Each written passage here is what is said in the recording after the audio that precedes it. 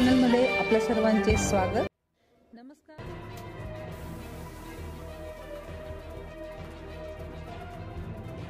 TET पात्र परीक्षा संदर्भात सर्वोच्च न्यायालयाने दिलेल्या निर्णयाने प्राथमिक शिक्षकांचे भविष्य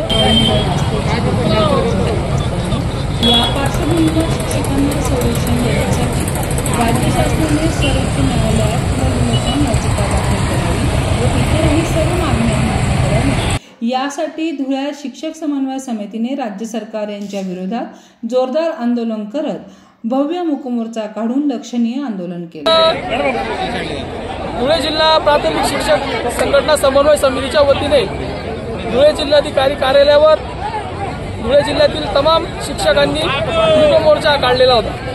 आमची प्रामुख्याने मागणी होती की जी टीईटीची सक्ती भविष्यात आमच्या शिक्षकांच्या मानमोडीवर बसणार आहे ती टीईटीची सक्ती नाही झाली पाहिजे। महाराष्ट्र शासनाने सर्वोच्च न्यायालयामध्ये या संदर्भात पुनर्विचार याचिका दाखल करावी आणि शिक्षकांना न्याय मिळवून द्यावा।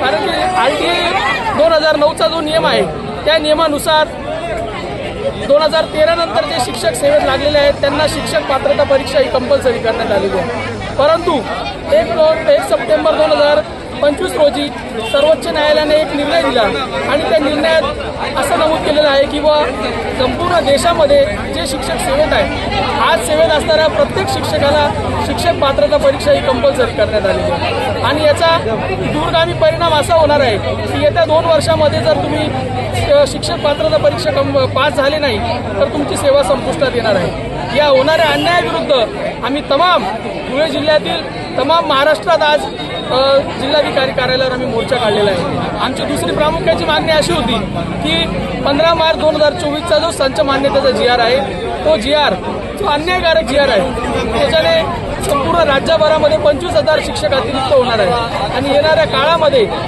जिल्हा परिषद शाळांमध्ये शिक्षक राहणार नाही अशा पद्धतीचे जे धोरण शासनाने घेतलेलं आहे तो GR देखील आम्ही मागे करण्यासाठी शासनाला विनंती केलेली आहे। आजच्या या मोर्चासाठी संपूर्ण धुळे जिल्ह्यातून बहुसंख्य आमचे शिक्षक संघटनांचे पदाधिकारी असतील, संघटनांचे नेते असतील, शिक्षक असतील, बंधू भगिनी असतील, सर्व शिक्षक समन्वय समितीवर प्रेम करणारे सर्व शिक्षक बंधू भगिनी आज या मोर्चासाठी उपस्थित झालेले आहेत। आपण पत्रकार मीडिया देखील आज या आमच्या होणाऱ्या अन्यायावर आपण देखील वाचा फोडावी अशी आमच्या समन्वय समितीच्या वतीने आम्ही विनंती करतो। धन्यवाद।